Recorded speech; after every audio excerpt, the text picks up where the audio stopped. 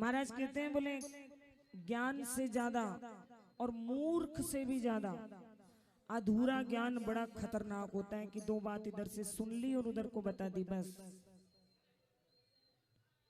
भगवान की आयु केवल उस वक्त जब भगवान ने अवतार लिया था 8 वर्ष की थी, जब महाराज हुआ था 8 वर्ष की आयु। तो सोचिए। और एक भैया ने कहा एक बार हमसे, बोले कि हो क्या हम आपके भगवान से विमुख लोग नरसिंह जी के काल में ही नहीं थे, आज भी हैं, बहुत सारे लोग हैं वो आज भी हैं, लेकिन उनकी सुनता कोई ज्यादा है नहीं। क्योंकि लोग भले ही, हम लोग भले ये कहें और कहने को है कलयुग, लेकिन ये असल में ये संगम युग चल रहा है। कलयुग और सतयुग के बीच में जब लोग कलयुग से सतयुग की तरफ जाना शुरू करेंगे उसको कहते हैं संगम युग। कल काल में जब मुगल काल था उस वक्त भगवान का नाम लेना अपराध था, पाप था। आज तो नहीं है, जगह जगह पर संकीर्तन। स्वामी राम सुखदास जी महाराज कहते थे, महाराज राजेंद्र दास जी बताते हैं कि हमें कहते थे बेटा हमने तो बड़े अच्छे समय में भगवान ने धरती पर भेजा है, कथा सुनने को मिलती है, संकीर्तन सुनने को मिलता है। ऐसा काल तो सतयुग में भी नहीं था, ऐसा आनंद तो सतयुग में भी नहीं था। जिस वक्त आप और हम कथा में बैठे हो या भजन में बैठे हो, कीर्तन में बैठे हो, और उतनी देर के लिए हम भूल ही जाएं कि हम कौन हैं, कहां से आए हैं और कहां जाना है। ये आनंद, ऐसी अनुभूति केवल और केवल सत्संग में ही होती है, बाकी कहीं और नहीं मिलेगी आपको। इसका मतलब है कि भगवान के नाम में ही आनंद है।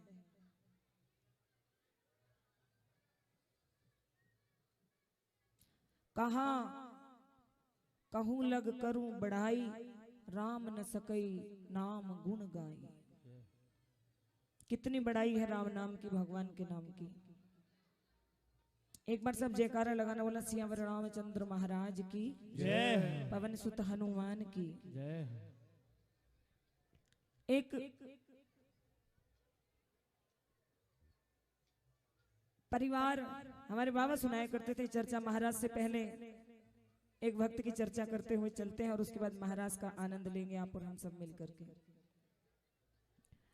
हमारे महाराज सुनाया करते थे, एक परिवार था जिसमें सब लोग काम करते थे, सारे कार्य वाले, नौकरी वाले, कोई व्यापार वाला। एक सबसे छोटा था जो सबसे मोटा था और वो बहुत खाता था। अब खाए तो क्या करें, खाए और जहां मर्जी लुढ़क जाए, कभी इधर लुढ़क जाए कभी उधर लुढ़क। ज्यादा खाना भी, बहुत ज्यादा अन्न खाने से भी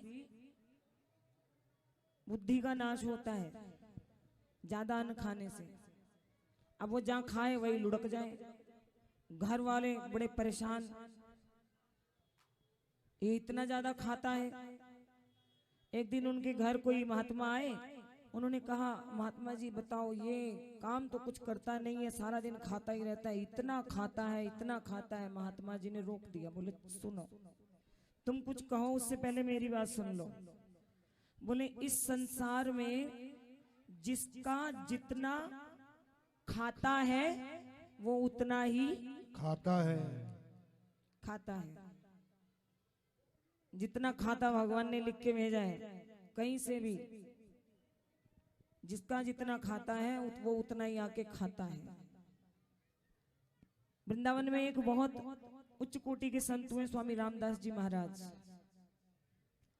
वो उन्होंने कभी धन को हाथ नहीं लगाया, रुपए पैसे को। जो आता था उससे भंडारा, प्रसादी और औषधालय, फ्री में मरीजों का इलाज करना, ये सब महाराज जी के जो जितने भी उनके शिष्य थे उनके द्वारा किया जाता था महाराज जी की आज्ञा से। और जितना भंडारे में बच जाता तो महाराज जी कहते ये ले जाओ और ये सुनने वाली बात और सत्य घटना मैं आपको इसलिए बता रही हूँ कि न जाने कब कौन सी बात से किस व्यक्ति का जीवन सुधर जाए। संतों की बात, इसलिए हमें बाबा कहते हैं कि बेटा जहाँ जाओ ये राम नाम के लड्डू और संतों ने जो प्रसादी दी है वो सब जगह बांट करके आना। तो न जाने किस बात से किसका संत की बात से कल्याण हो जाए। भंडारा प्रसादी जो बच जाता था, महाराज कहते थे गरीबों के लिए है केवल भंडारा प्रसाद। तो जो भी भंडारा प्रसादी बच जाता था संतों के आरोगने के बाद, कहीं भी चौराहे पे ले जाकर के, किसी दुकान पे जाकर के, गली में ले जाकर के, कहीं भी, और महाराज कहते थे एक जगह तख्त लगा लो और वहां सबको बांट देना। और कई लोग कहते हैं हमें क्रोध बहुत आता है। क्रोध, महाराज जी का जीवन इस बात का बहुत बड़ा उदाहरण था कि महाराज जी को जब क्रोध आता था तो वो क्या करते थे और क्या करना चाहिए। ये इस घटना से बहुत बड़ी शिक्षा मिलती है हमें। भंडारे का प्रसाद एक दिन महाराज जी ने सोचा मैं देख के तो आऊं ये कैसे बांट रहे हैं शिष्य। तो लाइन लगी हुई थी भंडारे प्रसादी की और शिष्य ऐसे कह रहे थे। महाराज जी ने अपनी जो राम नाम का जो दुपट्टा था वो सिर पे ओढ़ लिया ऐसे करके और थोड़ा सा मुंह सा छिपा लिया। अब जब लाइन में लग के महाराज जी आगे आए तो उन्होंने कहा ये क्या है, मुंह क्यों ढक रखा है, मुंह छिपा के क्यों ले रहे हो, दूसरी बार आए हो क्या। महाराज जी धीरे से बोले नहीं मैं तो पहली बार आया हूँ। दूसरी बार आए हो, मोटा अपना फ्री का मिल रहा है तो आ जाते हो 4-4 बार खाने के लिए। महाराज जी ने कहा नहीं महाराज मैं पहली बार आया हूँ। अरे पहली बार आए तो मुंह क्यों छुपा रहे हो, हटाओ इसको। और जैसे ही महाराज ने अपना राम नाम की जो दुपट्टा था वो हटाया तो शिष्यों के पांव तले से जमीन निकल गई। महाराज ने वहां पर कुछ नहीं कहा, सीधे अपने आश्रम में आगे शिष्य पीछे पीछे भागे आए कि आज तो महाराज बड़ा क्रोध करेंगे। महाराज जी ने कहा ये जो अन्न है इसका कोई दान नहीं कर सकता। सर्वप्रथम ये संत वाणी है, क्योंकि जो चीज हमारी है ही नहीं हम उसका दान कर नहीं सकते।